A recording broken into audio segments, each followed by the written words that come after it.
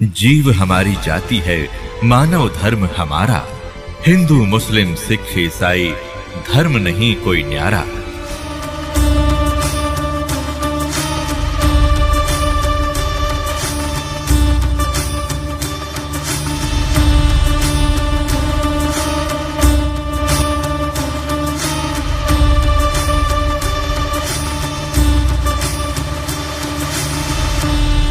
पुण्यात्माओं, परमात्मा की साधना से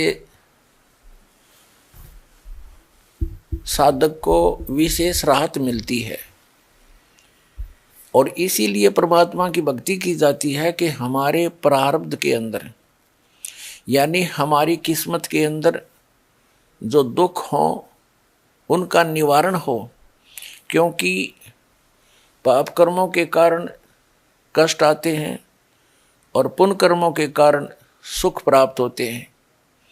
जो हमारे जीवन में, जिसको हम प्रारब्ध कहते हैं, जो हमारे जीवन के अंदर दुख आते हैं वो पाप कर्मों के कारण आते हैं। जो हमारी किस्मत के अंदर पूर्व निर्धारित होते हैं और सुख जो हमें यहाँ सांसारिक सुख प्राप्त होते हैं वो भी हमारी किस्मत में, जिसको हम प्रारब्ध कहते हैं, वो पहले ही निर्धारित होते हैं, फिक्स्ड होते हैं। तो जो हमें सुख प्राप्त होते हैं हमारे पूर्व जन्म के पुण्यों से होते हैं और जो दुख प्राप्त होते हैं वो भी पूर्व जन्म के पापों से होते हैं। और परमात्मा की भक्ति इसीलिए करते हैं कि हमारे जीवन में आने वाले पाप कर्मों के कारण जो प्रारब्ध के कष्ट हैं, दुख हैं, वो टल जाएं।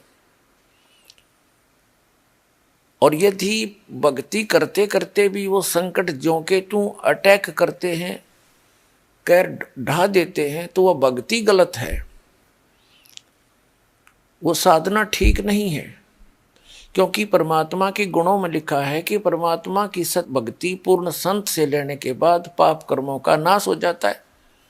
और पाप कर्मों का नाश हो गया तो फिर दुख नहीं रहेंगे, क्योंकि दुख का मूल कारण पाप ही होता है। जैसे पैर में कांटे लगे हों और कांटा निकाल दिया जाए तो फिर दुख रहेगा ही नहीं। और भविष्य में जो हमारा पथ है, रास्ता है, उसके कांटे साफ कर दिए जाएं तो फिर भविष्य में उस मार्ग में कांटे नहीं लगते, तो आसानी से सफर तय हो जाता है। तो इसके लिए क्या बताया है कि जो सत साधना हो और पूर्ण संत की शरण हो, पूर्ण परमात्मा अल्लाह अकबर कादिर भगवान यानी समर्थ परमात्मा की भक्ति हो, तो फिर वो क्या करता है कि जो पूरी मर्यादा में रहकर साधना करते हैं भक्त आत्मा, उनके भविष्य के पाप कर्मों का नाश कर देता है। जैसे पति भरता जमीन पर जो जो धर है पाँव और समर्थ झाड़ू देत है, ना काटा लग जावे। कि वो समर्थ, वो कादिर परमात्मा, वो अल्लाहु अकबर, वो ग्रेट गॉड, वो कंप्लीट गॉड, वो परमात्मा जो यदि उसकी सत साधना मिल जाती है और पूर्ण संत के माध्यम से, तो फिर वो उस अपनी प्यारी आत्मा के जीवन सफर में आने वाले पाप रूपी कांटों को ऐसे बुहार देते हैं जैसे झाड़ू से एक तरफ साइड में कर दिए जाएं।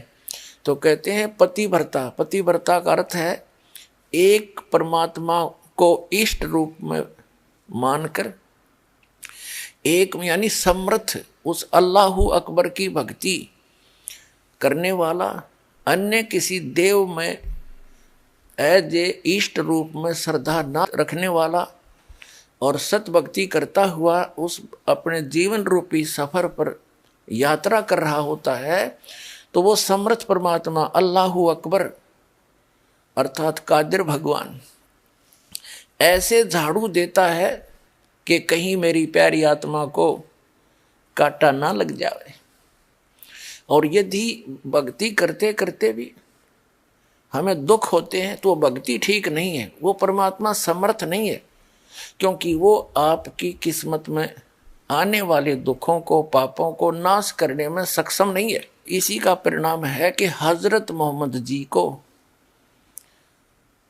उस परमात्मा की भक्ति से कोई लाभ नहीं हुआ, क्योंकि उन्होंने कुरान शरीफ के ज्ञानदाता को अल्लाह अकबर मान रखा था। लेकिन वो कुरान शरीफ का ज्ञानदाता सूरत फुरकानी चैप्टर 25 आयत नंबर 52 से 59 में स्पष्ट करता है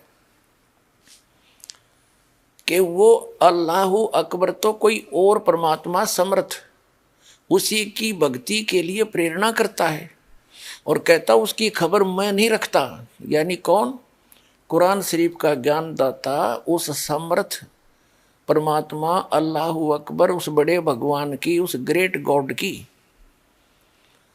जानकारी नहीं रखता, ना उसकी भक्ति विधि से परिचित है। उसने तो सूरत फुरकानी 25 आयत नंबर 59 में स्पष्ट कर दिया है कि ये वही परमात्मा है अल्लाह अकबर, जिसने 6 दिन में सृष्टि रची और 7वें दिन तख्त पर जा बैठा।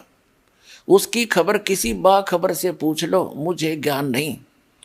यही कारण रहा कि पूरा मुसलमान समाज इस कुरान शरीफ के ज्ञानदाता को अल्लाह अकबर मानकर भक्ति कर रहा है। उसके द्वारा बताई गई ये नमाज, रोजे और बंग जिसको अजान बोलते हैं, और साथ में ये मांस वगैरह भक्षण करना, ये समर्थ का आदेश नहीं, ये तो इस कुरान शरीफ के ज्ञानदाता के द्वारा बताई गई भक्ति विधि है। और ये समर्थ है नहीं, जिस कारण से हजरत मोहम्मद जी को कोई आध्यात्मिक लाभ प्राप्त नहीं हुआ।